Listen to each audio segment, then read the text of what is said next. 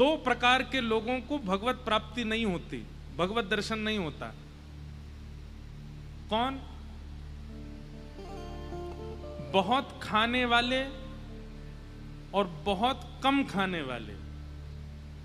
एक तो होता है बहुत ही खाते हैं, जो धर दो सामने वो उनको चखना ही है, और एक होते हैं वो कुछ भी नहीं खाते, जबरदस्ती सब छोड़ छाड़ के बैठते। अच्छा एक बात बोले, कुछ भी ना खाने वाला व्यक्ति या तो योगी हो सकता है, तपस्वी हो सकता, पर योगी तपस्वी भी कुछ तो ग्रहण करते हैं, अल्प आहार तो वो भी लेते हैं।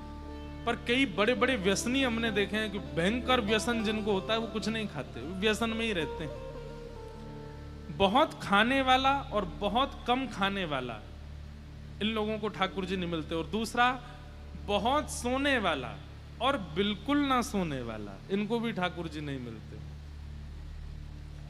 इसलिए दोनों में मध्यस्थता रखो, भोजन भी पाओ अल्प लो, और निद्रा भी अल्प लो, थोड़ी मध्यस्थता रखो। बहुत कम नहीं होना चाहिए और बहुत ज्यादा भी नहीं होना चाहिए, उसमें मध्यस्थता रखो, जितने में पूर्ति हो जाए उतना करो बस। तो निद्रा बहुत प्रिय होती है, लेकिन ऐसी निद्रा में भी कोई अत्यंत प्रिय बुला ले तो सब छोड़ छाड़ के जाते हैं ना। ठीक वैसे ही ठाकुर जी को धराधाम पर आने के लिए कोई आवश्यकता नहीं है। कितनी बार ठाकुर जी कहते हैं, भगवान स्वयं राम कहते हैं कि मैं जितनी देर में लक्ष्मण पलक झपकता है ना, इतनी देर में असंख्य रावणों का वध कर सकता हूं बैठे बैठे। लेकिन ये पूरी लीला करने का अभिप्राय क्या है?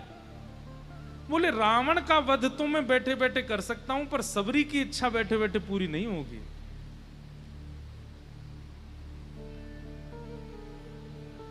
रावण कुंभकर्ण का वध तो बैठे बैठे हो सकता है, पर विभीषण पर अनुग्रह बैठे बैठे नहीं होगा।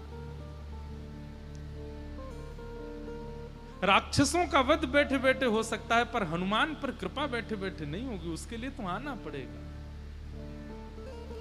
हिरण्यकश्यप को मैं बैठे बैठे मार सकता हूं, लेकिन प्रहलाद पर कृपा करने के लिए तो मुझे जाना पड़ेगा। ठाकुर जी परम सत्य हैं, लेकिन वो कभी कच्छप बन के आते हैं, कभी वराह बन के आते हैं, कभी नृसिंह बन के आते हैं, राम बन के आते हैं, परशुराम बन के आते हैं, कृष्ण बन करके आते हैं। जरूरत नहीं है ठाकुर जी को। उस काल में कोई हरिप्रिय हुआ है जिसके लिए ठाकुर जी आए हैं, और जिस दिन इस कलयुग में एक हरिप्रिय आएगा तो कल की भी आएंगे। बस ठाकुर जी प्रतीक्षा कर रहे हैं कोई हरिप्रिय आवे तो। अभी तक ठाकुर जी नहीं आए हैं, इसका मतलब हरिप्रिय कोई आया नहीं है इस धरती पर।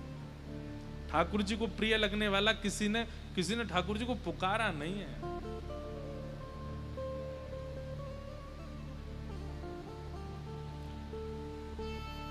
ऐसे परम सत्य परमात्मा जो पृथ्वी जल अग्नि वायु आकाश को भी अपने वश में रखते हैं, जिनको जन्म लेने की आवश्यकता नहीं है, जिनकी कभी मृत्यु नहीं होती है, वो परम सत्य हैं। लेकिन एक किसी परम वैष्णव की इच्छा की पूर्ति के लिए अवतार धारण करके आते हैं, अनुग्रह करते हैं, कृपा करते हैं। ऐसे परम सत्य परमात्मा को हम प्रणाम करते हैं। सत्यम परम धीमहि। सत्य ठाकुर जी को संबोधित किया जाता है, उस समय हमको ये बात मन से समझनी है कि इनको कोई आवश्यकता नहीं है, पर सारी आवश्यकताएं प्रकट करते हैं केवल हमारे सुख के लिए। आप लोग अपने घर की सेवा में ठाकुर जी का बिस्तर इसलिए मत बनवाया करो कि ठाकुर जी उस पर सोएंगे तो उनको आराम मिलेगा। हाँ, ये सूक्ष्म भावना तो होनी ही चाहिए, पर ठाकुर जी उस पर पौड़ते अपने सुख के लिए नहीं है। आपको ठाकुर जी को सुलाने में आपको सुख मिलेगा, इसलिए ठाकुर जी सोते हैं, उनको आवश्यकता नहीं।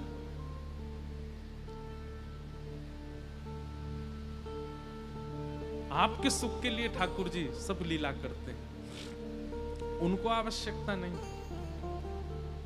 ऐसे परम सत्य को हम बारंबार प्रणाम करते हैं।